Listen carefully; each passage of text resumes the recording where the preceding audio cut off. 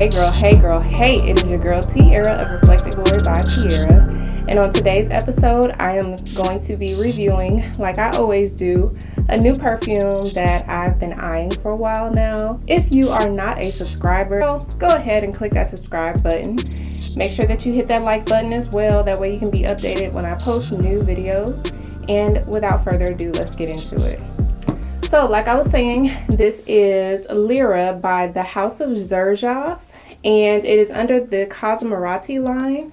I've been thinking about this perfume because I've just heard so many great reviews about it, and this is not sponsored, so I just wanted to see for myself. You know, I'm more into the gourmands right now for some reason. I'm not really, I started out as a fresh girl, and now I've just wanted to be more of that vanilla girl, that caramel girl, that, you know, with a little mixture of citrus in there girl. So I wanted to try this and just see if it was about that hype that it has. So yeah. So when you open your box, this is what the bottle looks like. If you see any fingerprints on this, it's because I've already taken it out of the box. But I just wanted to show y'all what it looks like when you do take it out. And this is the bottle. And it does have like a very interesting shape to it. It kind of reminds me of like the old school pens that people used to dip their ink into. Almost like this is like the top of the pen that points down that you kind of like let the ink like do its thing on. I don't know. That's what it reminds me of. But yeah, the bottle is okay. I do like the top of it, but that's neither here nor there. As you can see, I guess that's supposed to be Lira. So let me move this little tassel. So that's supposed to be Lira. So yeah, let's give this thing a try. So I've already tried it, y'all, but I just kind of want to spray it just to kind of like tell y'all, kind of remind myself as to why I feel the way that I feel.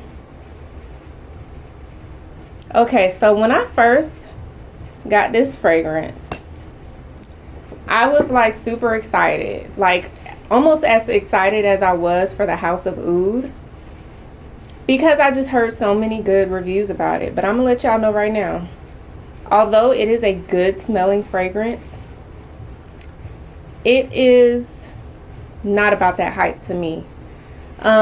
When you first spray this fragrance, you get nothing but orange. Like the first note that I smell is that blood orange note in there. And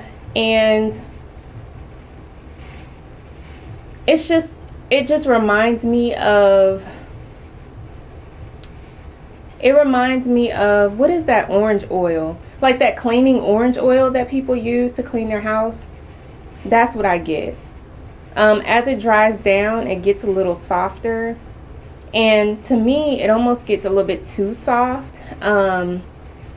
You can smell the vanilla, but it turns into a very skin type scent. Like it's very hard to smell the fragrance like after like a few minutes. And to me, that's not very good. Like if I spend like almost $200 on your perfume, which this one I didn't, I actually got it on sale.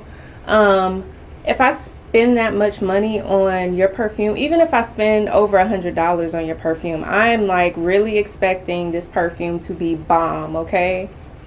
But it does dry down, and when it dries down, it dries down into a very kind of like vanilla scent. Like a vanilla, I guess you kind of get those. I think it's got like caramel in there. It smells good after that burst of orange oil that you smell. But it's nothing to like write home about. So I feel like the ladies was like lying. Like I feel like they was lying, because anybody who says that this is a long-lasting scent is not telling the truth. This is not a long-lasting scent. I mean, okay, you might be able to smell it on your skin, but you will really have to be like this, like smelling yourself, because the scent is so light. Like it has no projection whatsoever. And it just smells like that orange you know, that orange oil. One thing that I did try to do, because I had this fragrance for like at least 3 or 4 days now, I wore it to bed fresh out of the shower. I wore it to bed. I also mixed it with this. Pairs great, actually. Like, this is a good, if you want to layer fragrances, this will be good. And the fragrance that I layered it with was actually Valentino's Born in Roma.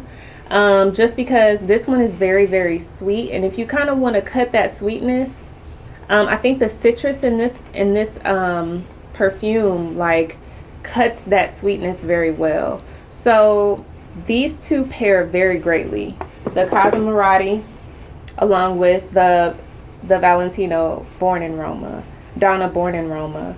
They pair very, very, very well, y'all. So if you already have this, try to pair it, try to layer it with other fragrances. But do I think that this is it is a safe blind buy? But if you're looking for something that stands out, if you're looking for a really good gourmand, I wouldn't say that this is a really good gourmand, because you can barely smell it after a few minutes. And to me, if you're asking us to, or if you're, you know, coming out with these perfumes, the consumer should actually get what they're looking for as far as like projection and stuff like that. There's no way you can tell me that this is like, I think this was running at one time at like $400 a bottle, and I didn't pay that much. Definitely not that much. I think I paid maybe like $160 or something like that for this. And I'm gonna tell you right now, if I paid $400 for this, I would be really, really upset. Like, for real, for real. But that is Xerjoff's Lira from the, I guess, Casamorati line. So yeah, girl, save your coin. I believe that Oil Perfumery does have like a their version of this.